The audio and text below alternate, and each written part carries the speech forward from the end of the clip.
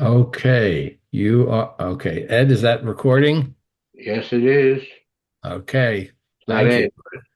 Ed. Okay, well, good morning, or after whenever you're watching it, for those who are watching on the recording, and good morning to the class here. We're going to continue to look at this Teshuvah by Rabbi David Golinkin, who just actually recently retired. They've been having some activities honoring him in Israel because of his recent retirement, but he was, as we know, quite a prolific writer on Jewish law, and this is one of his Teshuvot, which we started, which was written in 2021. Obviously, we're talking around the COVID issue, where he literally says, "Does halacha require?"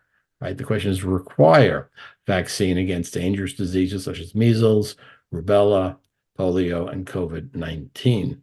And as you see, also the vote was 13-0, none against, and none abstaining. And when we looked at it last week, he was reviewing. We actually did look at his teshuva on the Jewish attitudes towards medicine and physicians, that the doctor is obligated to heal and to save lives. A person is not allowed to harm their body. A healthy and whole body is a way to God. You should guard yourself very much. You don't do things that are dangerous. And we also looked at this, which I thought was interesting, that he had found this text.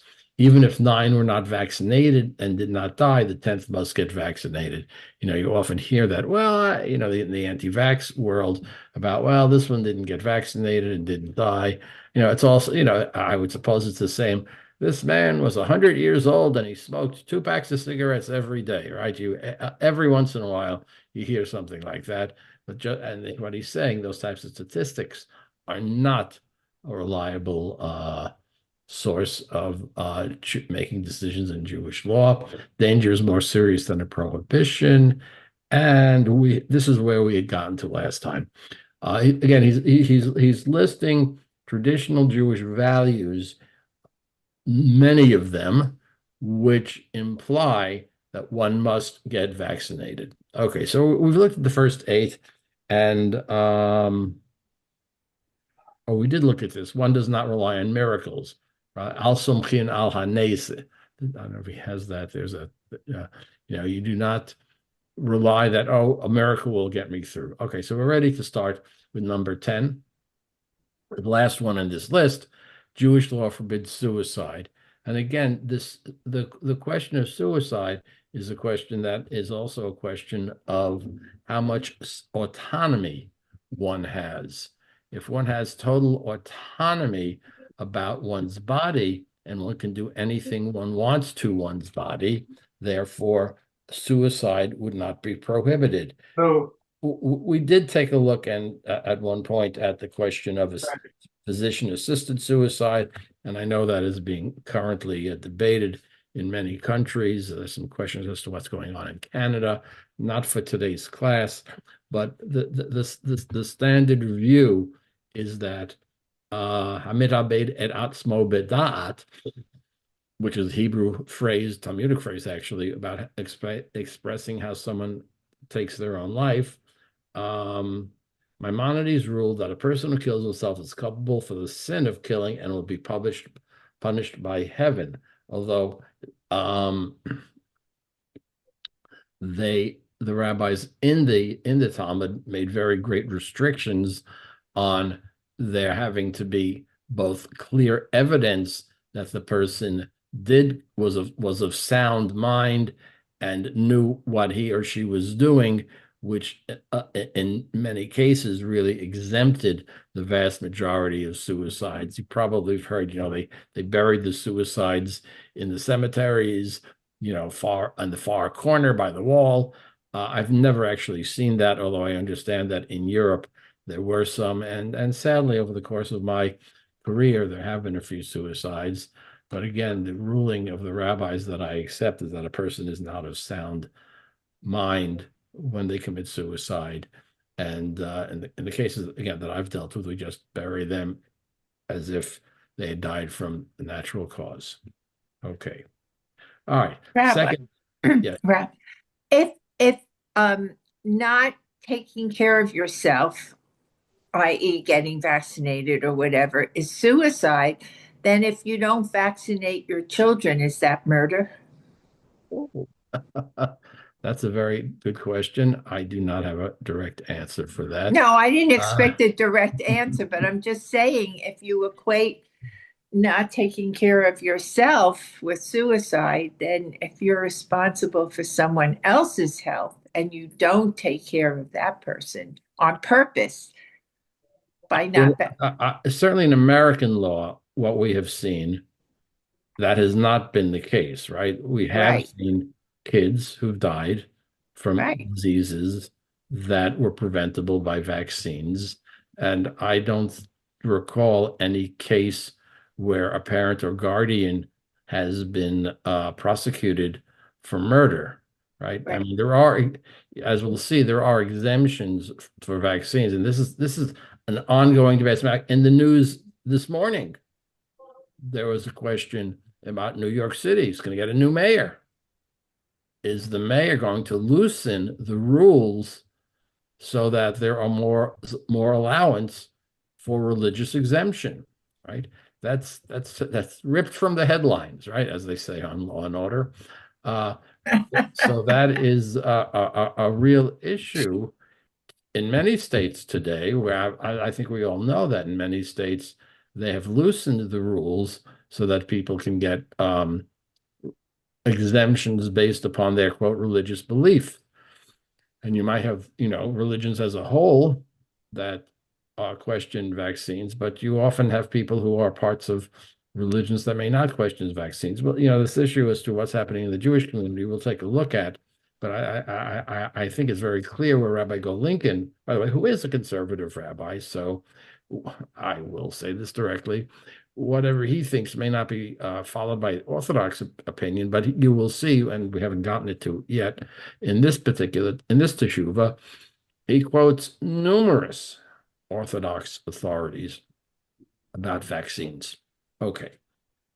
Okay. One must obey the advice of doctors. One must obey the advice of doctors.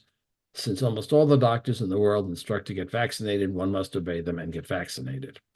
Now he goes to what is again it's as if this was a debatable proposition, but he points out that it's just a medical fact. Vaccines are proven medicine, right? In general, almost all doctors in the world, you want to find one or two people who have doubts about certain things. Hey, why do we have a flat Earth society? You can always find people who doubt things, right?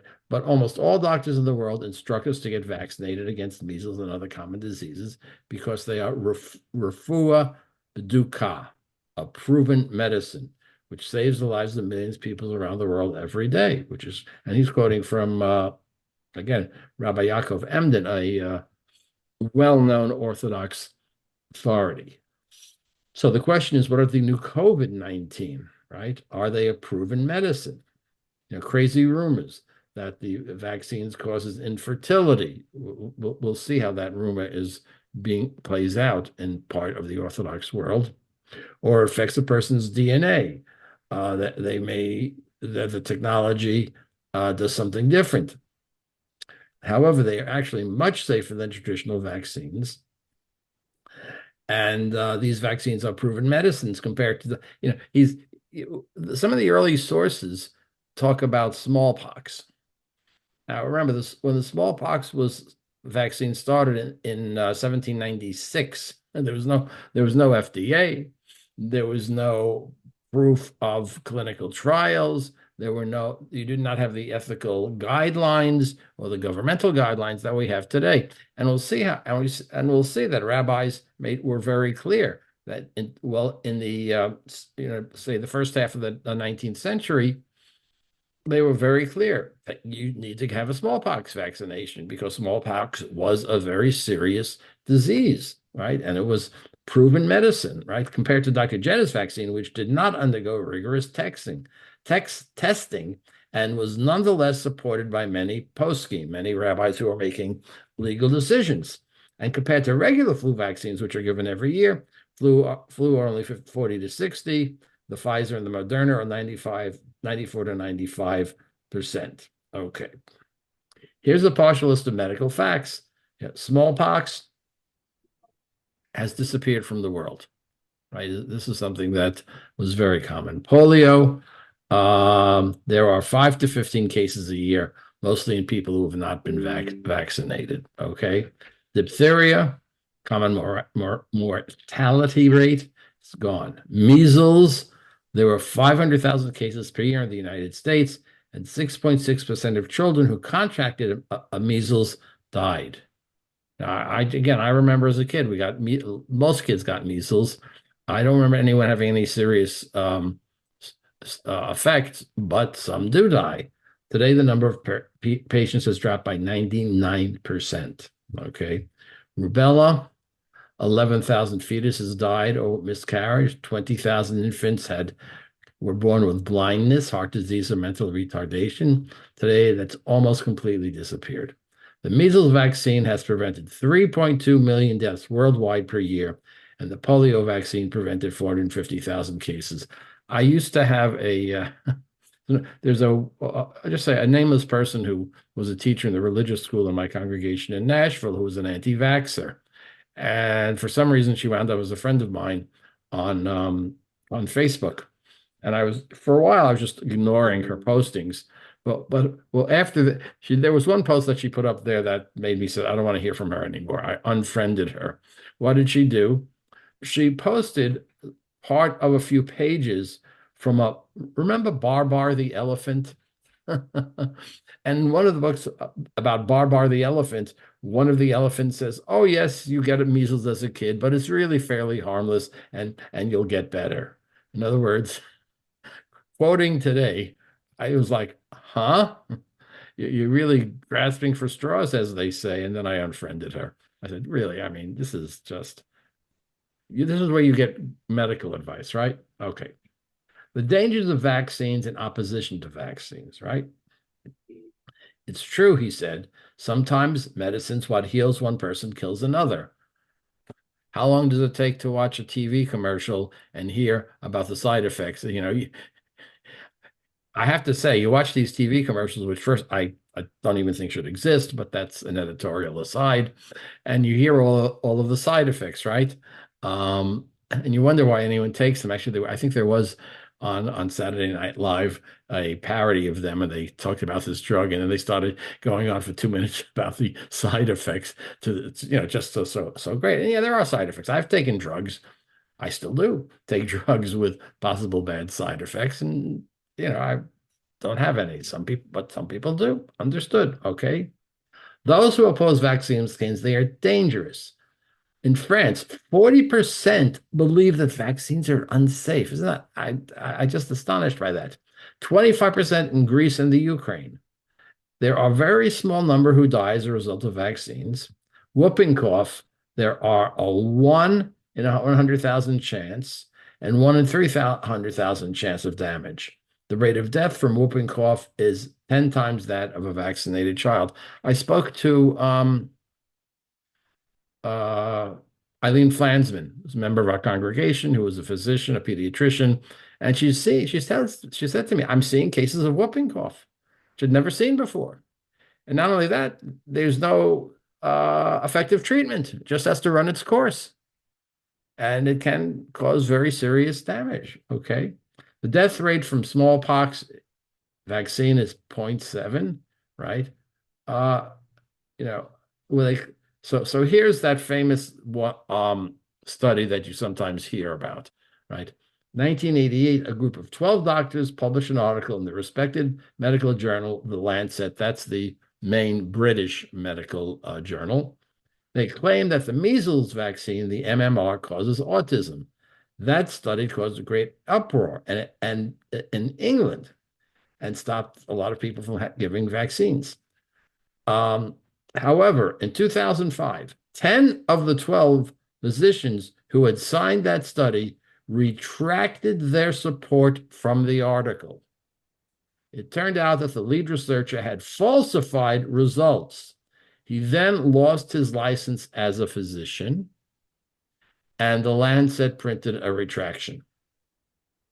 That physician goes around the United States and appears at anti-vax conferences. He's still around. We'll see his name in one of the articles that I found. He's still around. He's still around. Okay. Sometimes the damage is done, and even if you retract it, the information is out there and the damage is done. That's correct. We have that rabbinic statement that he who embarrasses his fellow in public, it is as if he had committed murder. It's a pretty strong statement, which you can say, gee, you really shouldn't embarrass somebody in public. I remember one of my teachers, I think it was Gordon Tucker, who said, well, he interprets it as saying one who embarrasses another person in public, just like murder is irreversible, certain things you say in public, as much as you try to take them back, you can't. It's out there, especially today, right? I would think that's even more so, that certain things, once they get out, once you let them out, it's very, very hard to take them back. Okay. There is absolutely no evidence that this vaccine is linked to autism. But you still hear that, don't you? Right? It's still out there. What was the latest one? Tylenol, right? Again, no evidence. He was also said it's related to circumcision. Oh yeah, well, people have made all sorts of crazy claims about circumcision. That, by the way, there's the same conceptual place here, which we'll see in a little while, with circumcision, where you have the quote natural people who say you shouldn't, giving vaccine is unnatural. Let the body alone do its work, right? And by the same reasoning, circumcision is unnatural, right? Actually, the scientists still say circumcision actually has health benefits. Although the anti-circumcision people now say that, oh, it's unnatural. It causes lifelong trauma. All us Jewish guys here really feel that trauma from when we were 8 days old. I mean, it's again certain conceptual practices, i.e., you're doing something unnatural. Ed, you were going to comment? I see. Ed, is that your hand up? I see you talking to Carol. Ed, Ed, were you going to say something more? I said it's more related to the Jewish wives than circumcision. Oh, Lifelong trauma. okay, lifelong trauma. That's why something's wrong with Jewish men, right? Yeah. Because they get circumcised.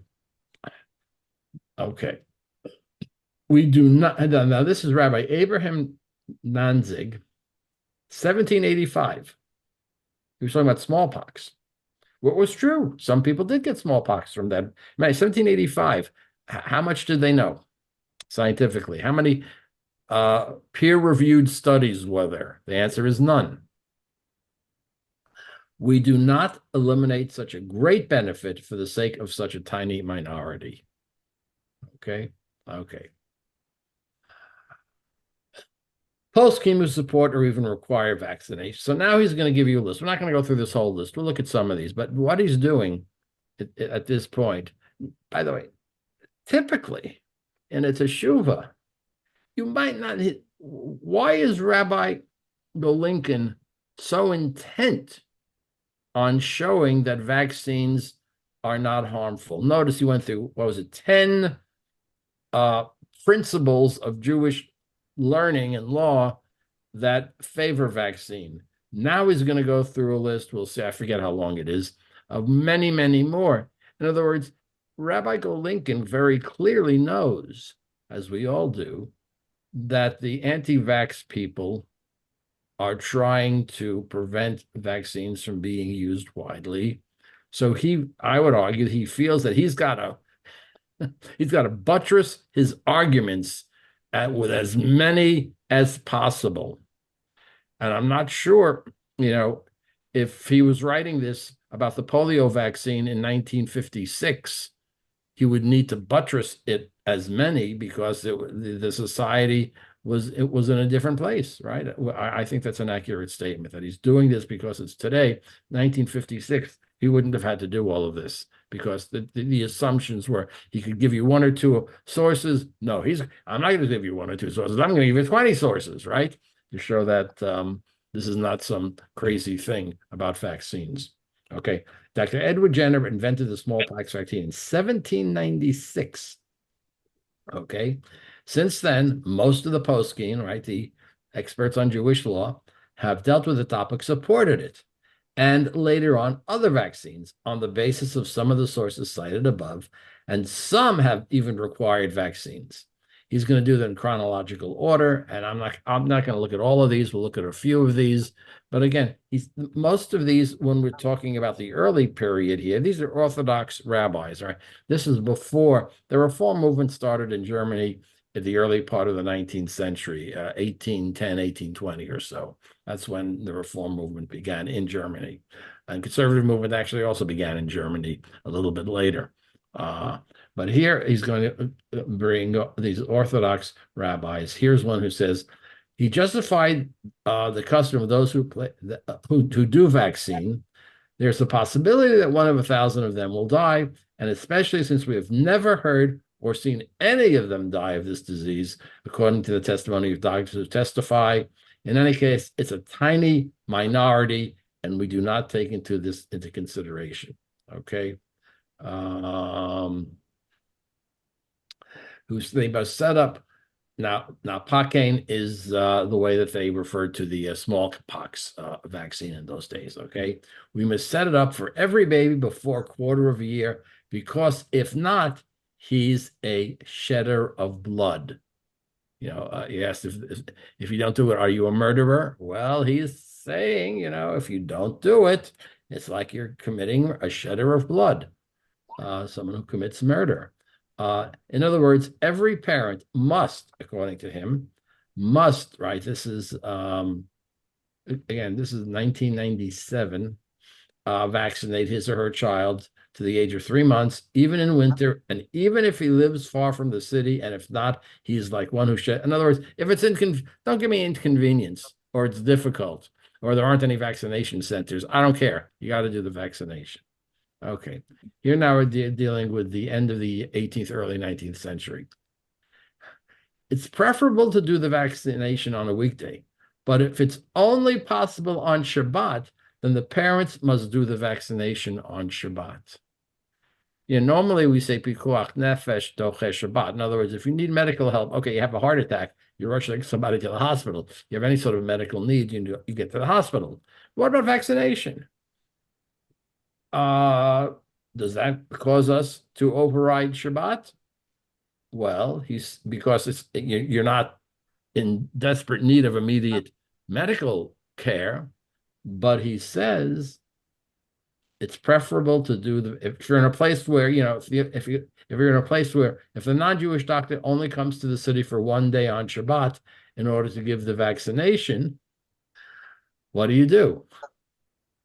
You take it. You go to on Shabbat, you go and have it. Okay.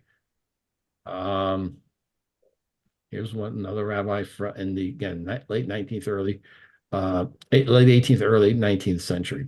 It is better to take a small risk by receiving the vaccine in order to avoid a much greater danger, smallpox. And if he ruled in this fashion in his day, he thought that 1 in 1,000 of those vaccinated die. How much more so today when the death rate is maybe 1 in 100,000? Okay. Now here's an interesting case. 1896. A Jew named Henry Levy was arrested in London for refusing to vaccinate his son on the grounds that it was against his religion. Right? I'm a little surprised to hear that. The prosecutor, who was Jewish, turned to Rabbi Herman Adler, the chief. Actually, Rabbi Herman Adler was the first chief rabbi of Great Britain. He was actually from Germany originally, and he was a great scholar. And they brought him from Germany to London to be the idea of a chief rabbi is kind of a late Well, time of the Enlightenment, when Jews were being recognized as citizens of their countries. After all, you had an Archbishop of Canterbury for the people in the Church of England. So shouldn't you have a chief rabbi? Doesn't that make sense?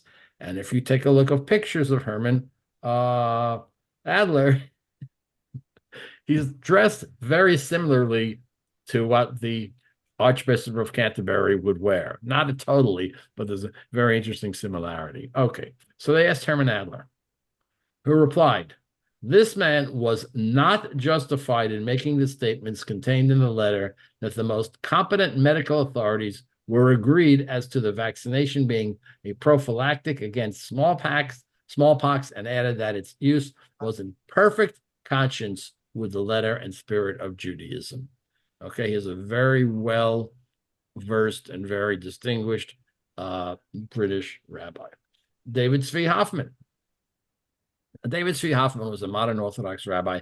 He was the head of the Hildesheimer Yeshiva, which is a great yeshiva in Berlin. He was what we might call today modern Orthodox. In other words, he was dealing with a community that was, yes, as many German Orthodox Jews were involved in the larger society, but still, he was a traditional Orthodox rabbi and the head of a very important yeshiva, right? If a child needs an operation and at least 2/3 of the doctors agree the surgery is necessary, then surely the opinion of his father and mother does not make a difference. If the doctors say yes, then it's necessary. It says that a doctor is obligated to heal, as we saw in the passage from Maimonides, and if he prevents himself from healing, then he is shedding blood, the doctor. And we have not found in the entire Torah that a father and mother have permission to endanger the lives of their children and prevent the doctor from healing them. So here he's saying that the opinion of physicians overrides, right? Today we have in the United States rules about parents having those options. But here in Germany in the early 20th century, he's saying, no, it's not up to the parents. Now we go to Israel. Rabbi Yitzhak Isaac Halevi Herzog, yes, of the well-known Herzog family. And I say it depends on the expert doctors. If they say the plague may spread and the population must be vaccinated by injections, even if this entails biblically prohibited labor, if it was not done on Friday, it is permissible on Shabbat. Again, a strong statement about that. Ultra-Orthodox now, and this is more modern Orthodox. Okay, now he's going to a real ultra-Orthodox Rabbi Yosef Shalom Eliashiv. See, early part of the 20th century, 2010. Parents should accede to immunization despite their concerns. Its immunization of children is normal practice throughout the world. One should follow that normative practice. In fact, he said that failure to immunize would amount to negligence. Refusing childhood immunizations on the basis of unsubstantiated fears of vaccine side effects is irresponsible and out of order halakhically. The danger of precipitating epidemics of measles, polio, and other diseases with potential devastating complications is far more real than the dangers attributed to vaccine on the basis of anecdotal claims. Okay. If most of the children in the class are vaccinated, and there are individual children whose parents have not vaccinated them, and there are parents in the class who are afraid of this, they can demand that the individual act according to the majority and not turn them into mazikim, those who inflict damage. Imagine a parent, even I imagine today there are situations where parents, if I was the parent of a young child going to a school, would want to be sure that all the kids were vaccinated, right?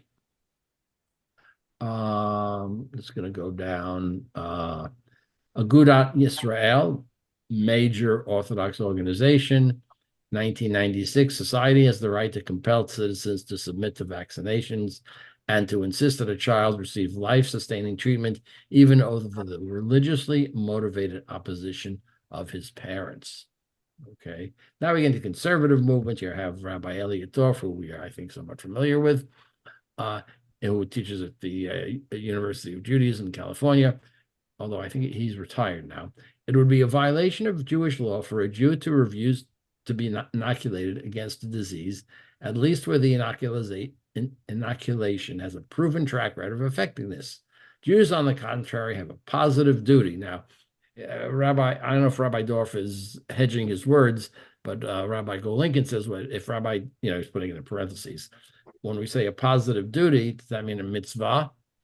To have themselves and their children inoculated against all diseases where that preventive measure is effective and available.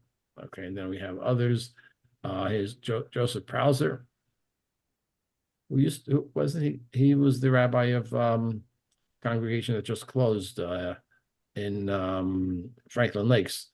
That used to be in Patterson, right? Yeah. Right. 2005, consent of almost all the members of the RA.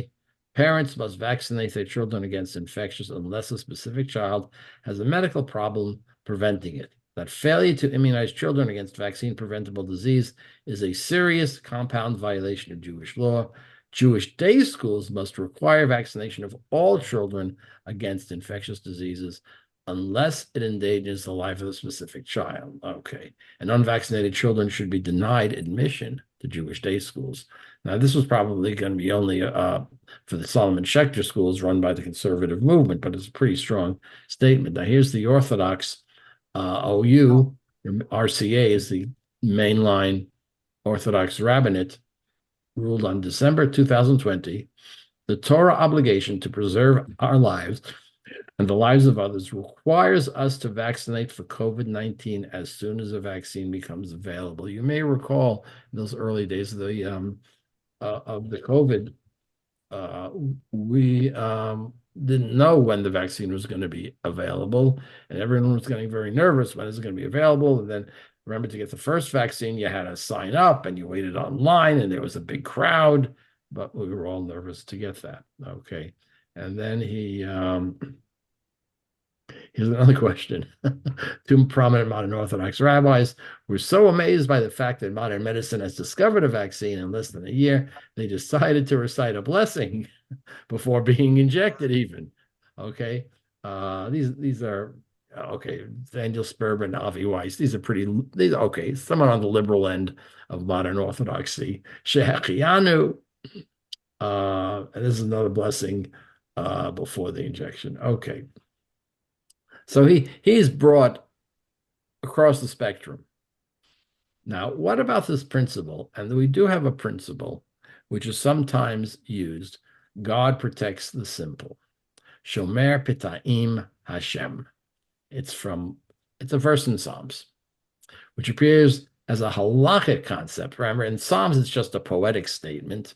But now is this poetic statement something that you can use to justify a Jewish practice? Generally not, but it has a history here of that happening. The Talmud means that there are certain behaviors that are dangerous, but since many have trotted that path and ignore the danger, God protects the symbol and will protect the symbol from danger. Okay, I mean, crossing the street, going on an airplane, some of these things, yeah, there is some danger, but we don't worry too much about them. They summarize that there is no single acceptable way to interpret the concept. There, I would like to repeat. Most of what I wrote is about a Jew who smokes and applies it to a Jew who refuses to be. In other words, if you smoke, it is true some people who smoke don't get lung cancer, all right? But it increases the possibility that you will get lung cancer or one of the other lung diseases or heart conditions significantly. Yeah, but yes, you can always point to the guy who didn't. See, that person didn't get it because Shomer Pitaim Hashem, God watches over protects the simple. So he points out that significant rabbis, Rabbi Feinstein, Rabbi Bleich, these are two of the most important modern Orthodox rabbis, refrained from banning smoker, relied on that principle. Okay. Rabbi Moshe Feinstein wrote in regarding smoking cigarettes, of course, since one may get sick from it, it's appropriate to avoid, but to say it's forbidden because of sakanat, danger, since many have trodden that path, it already says in the Gemara, God protects the simple. However, many rabbis have already rejected this reasoning in 5 different ways. In other words, at one point, smoking, first of all, was very, as we all know, was very common, right?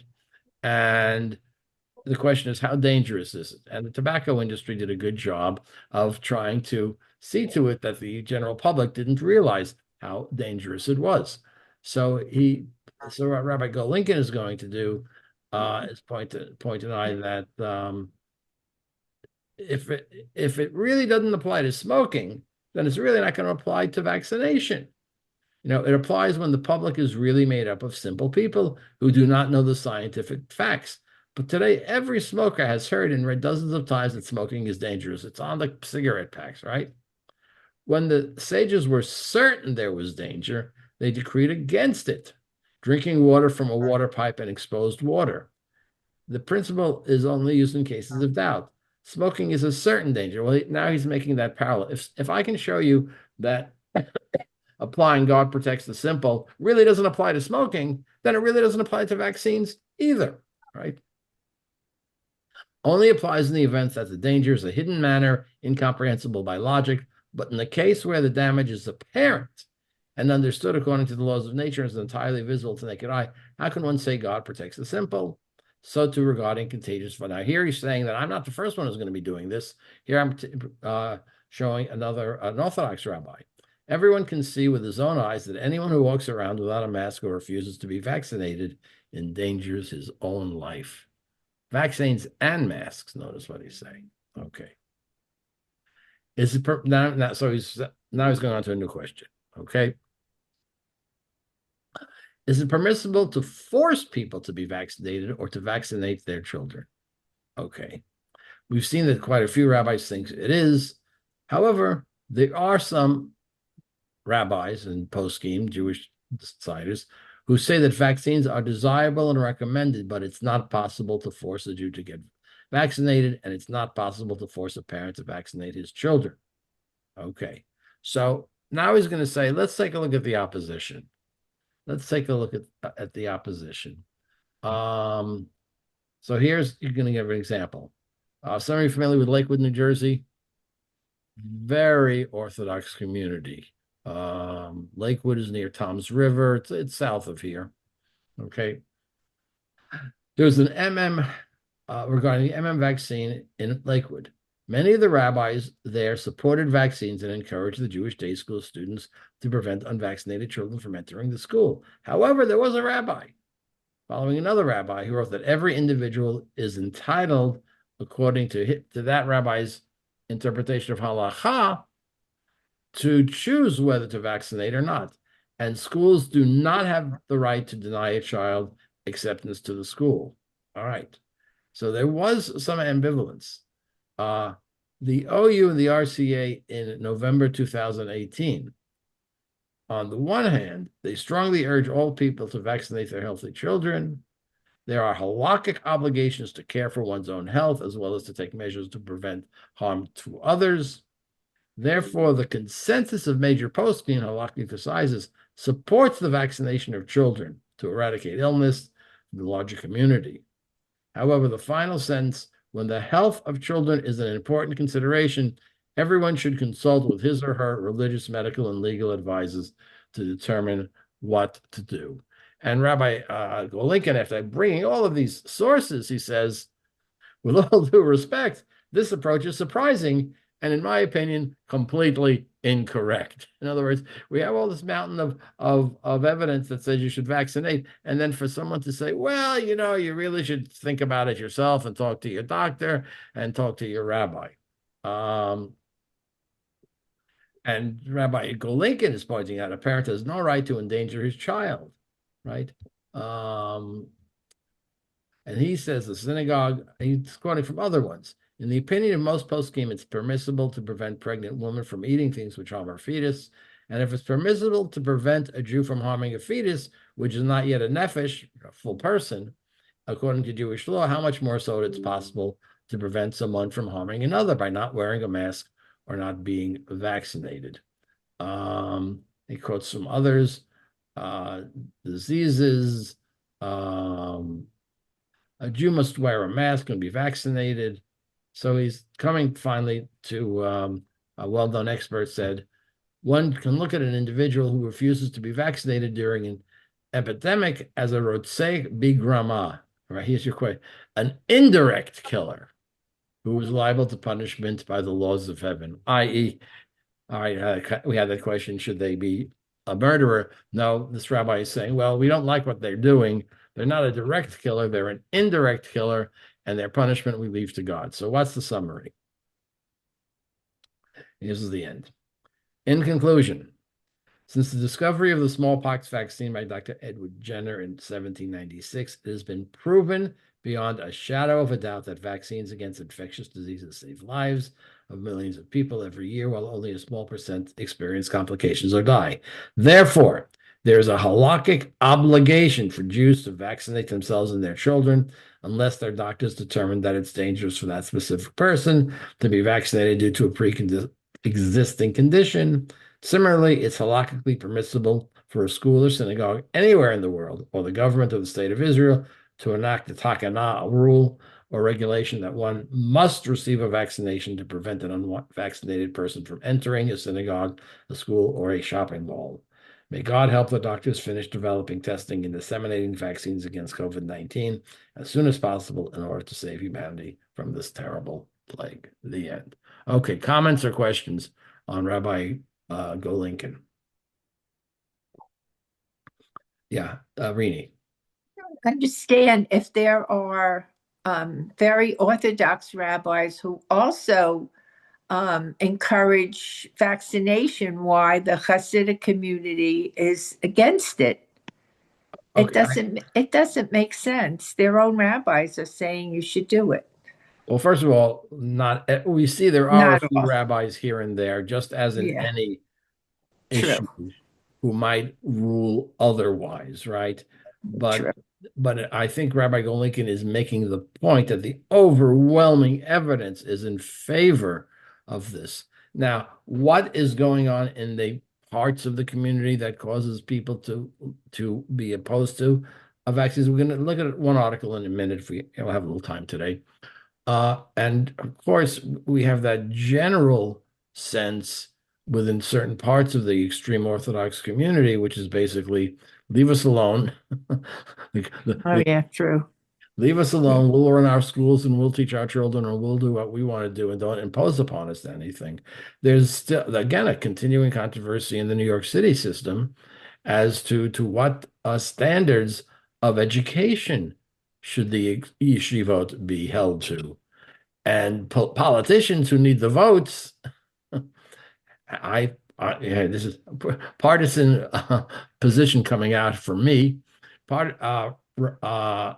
Politicians who recognize that getting the votes of Hasidim in New York City could be a decisive factor in getting elected have been open to what I would consider to be irresponsible ability to allow these religious yeshivot, the very Haredi ones, not to teach any math or history or English enough to the point where a student who graduates from one of them would be capable of getting a job, because in the Haredi community, well, that's not what they want. They don't want their graduates to go out and get jobs. They want their graduates to spend the rest of their lives studying Torah. So if you look at some of the curriculum, and it's a continuing controversy in New York, which, as I said, politicians want their votes and have, I think, acted irresponsibly.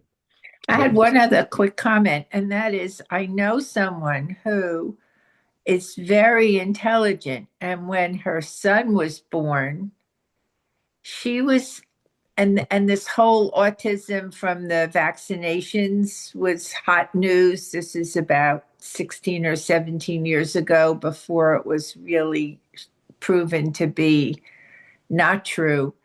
She was afraid of harming her child, of course, and she went to her pediatrician, who said she would back her if she decided not to vaccinate him right away, which I thought was crazy, but anyway. So sometimes people, I mean, you think about being afraid of harming them by not vaccinating them, but with misinformation, even smart people, it's an emotional thing, and you're afraid of harming them via vaccination.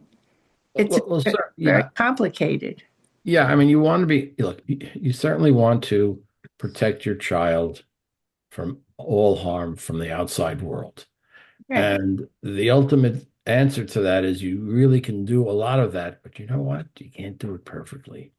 That's Um, and there are people who say, well, I am going to do it perfectly. And one of the ways to do it, to protect my child from harm, is not to vaccinate because there is that minuscule possibility, but as we've seen, most of the vast majority of the rabbis have said that is should not be a factor, right? But again, right. you'll find people believe. And okay, any other comments on the Go Lincoln? I just before we go on to some other material. Yeah, Rabbi, I do have a comment. Charlie, go ahead, please. Okay, so the rise of autism, I mean, I'm an advocate of vaccination, so that's clear.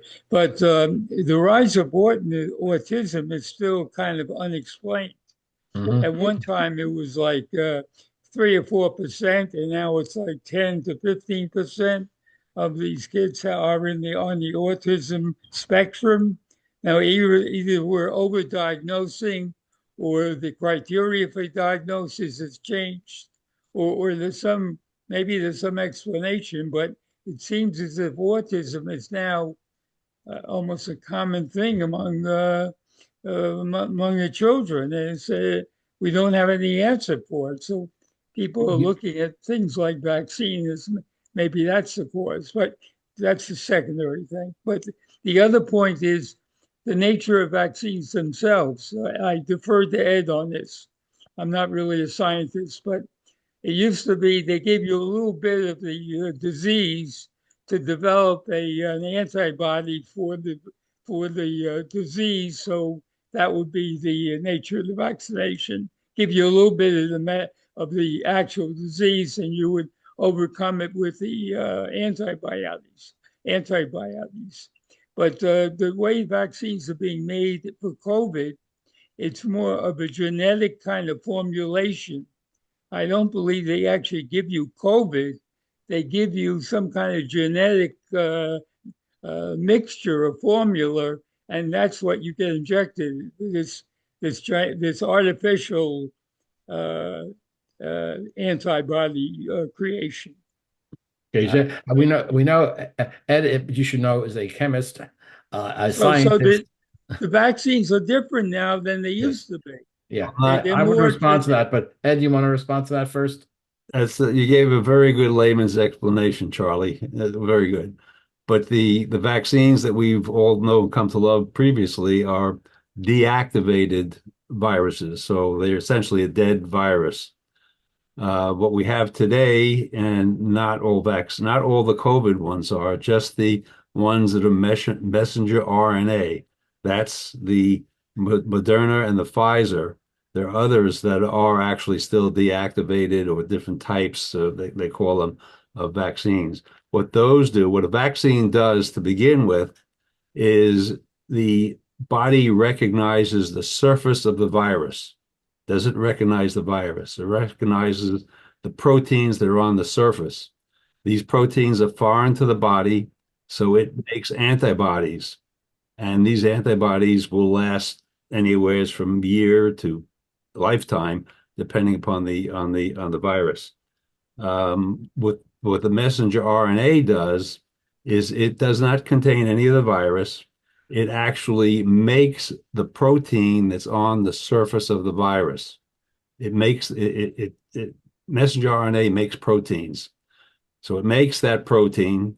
The body sees that, and it forms the antibodies to that protein. That protein is called an antigen that's on the surface. So there's no actual virus involved with it. So the messenger RNA was actually, I don't know if it was discovered or, in the late 90s as to what it does. The problem was that the body destroys it in a matter of minutes or seconds if it's just bare messenger RNA. In 2015, they found ways to protect the messenger RNA to last for at least a day or two, that the body wouldn't destroy it right away. So this was ready from 2015. All they needed was an epidemic to manufacture the messenger RNA that would quell that epidemic, which was the COVID. Now, when I say it was ready, the procedures were ready. So within 30 days of them discovering or elucidating, is what it's called, the actual proteins that are on the surface of the coronavirus, within 30 days, they started manufacturing, and within 60 days, they had enough to start vaccinating and doing the trials. So it took 60 days from the time. So they found the virus in December of 2019 or November. In the middle of January, they elucidated the surface of the COVID virus. And by 2 months later, they had the vaccine manufactured. Your typical vaccines take 6 months to 8 months to grow in eggs. They grow them in eggs. This is manufactured in a chemical plant, this messenger RNA. And the reason why they got it out so quickly, they followed all FDA guidelines. Now, normally a vaccine takes 5 to 10 years to follow all guidelines and get out on the market. This one had the advantage of they could make the vaccine quickly. There was an epidemic in full-fledged mode. They need 40,000 volunteers, 20,000 get the vaccine, 20,000 get a placebo. Usually it takes years just to get that number of people to volunteer to take the vaccine. And then you got to put them out in the public and they see who gets it, who doesn't. They got the 40,000 volunteers within weeks or days. And when they put them out into the public, the virus is so contagious, the data was rolling in from almost day one as to who got it and who didn't. And that's how they got it on the market within a year. Ed, can I add one question to you then? My understanding is that part of this vaccine, anti-vaccine, is that somebody hears RNA. Oh, it's going to mess up my genes. RNA, DNA, genes, my life. It's an RNA thing. And people, I think this is the real, unfortunately, I think this is a reality. When people hear RNA, they assume, oh, right? Am I correct in that people have heard that? It's totally untrue. My neighbor told me my DNA is going to get messed up. Okay. Well, Ed, I have to tell you, you do not look like a messed up DNA person to me. DNA resides in the nucleus of the cell. Right. Right. But I'm saying these rumors started, and that added to the anti-vaccine thing because of, again, what is the basis of some of these conspiracy theories or theories like that? We want the world to make perfectly good sense, and everything should have a reason, and everything should be clear, right? And so people are going to say, oh, there's a vaccine and X number of people died. Well, that people die sometimes not because of the vaccine, right? So people are looking, I think I would argue that people are looking for explanations. People need explanations and sometimes it's very hard to deal without them. And things go wrong here or there. Okay. That plus this RNA DNA confusion. Ed, would you want to respond to that? Well, chemically, it's easy to explain why the messenger RNA cannot affect your DNA. Number one, it cannot get to your DNA. Your DNA is located in the nucleus of a cell. The body does not prevent anything that doesn't belong into the nucleus of the cell. The DNA is protected by that. Now, you do get mutations of your DNA from what they call, I'm sure everybody heard of these, called free radicals. These are tiny little molecules that can penetrate anything, like photons from the sun and free radicals, they can get to your DNA and they can mutate it. But a large molecule such as the messenger RNA, which is hundreds of thousands of Daltons, I can't explain Daltons, but it's big. It's big. Relatively speaking, like a carbon atom is 12 Daltons. One carbon atom is 12 Daltons. So a molecule of this messenger RNA is hundreds of thousands of these Daltons. So relatively speaking, it's 10, 20,000 times. Right. Right. Yeah, I think this is very clear. We'll go into this next week, but where you have people today, unfortunately, who are questioning, question everything, question science, right? You've given a perfectly rational, provable scientific explanation, right? But there are those out there who are just going to say RNA, DNA, it's all the same thing, and it's going to mess me up. The fact that that is totally untrue has nothing to do with whether or not they believe it. Right. Right. And I would argue, and we'll see next week. I gave you, I don't know if any of you saw the articles I sent out, but they were, I thought each of them had a little piece of an explanation of what's going on in the anti-vax movement, which I think is important for us to try to at least understand, even as much as we disagree with them, how did they get there and where are they coming from and what is this what about? But Ed, I really thank you. I found it to be illuminating about this, and seriously, it was very, very, very, very clearly explained. All right, There's a lot of research still going on with the messenger RNA. Tons of research going on. I mean, your flu vaccines, that's your typical dead virus, inactivated virus. Your measles and all those are still the inactivated viruses. And they last in the body for maybe several weeks, whereas this messenger RNA is destroyed within hours to days. Right. And we have the crazy irony with a president who could take full appreciation for moving along the COVID-19 virus vaccination, right? But can't because politically, many of his supporters are opposed to that, right? I mean, to me, that is one of the great ironies of American politics, one of the many ironies of American politics. Not just But an it's true. irony, We have to give the government credit for moving that so quickly. not just an irony. It's going to be a great detriment to health in this Right. country. It's not just an irony. It's Right. it's the causation of unfortunate health and mortality. Right. Yeah. It's not just an irony. You're right. Thank you, Ed. Okay. We'll continue this discussion next week, everyone.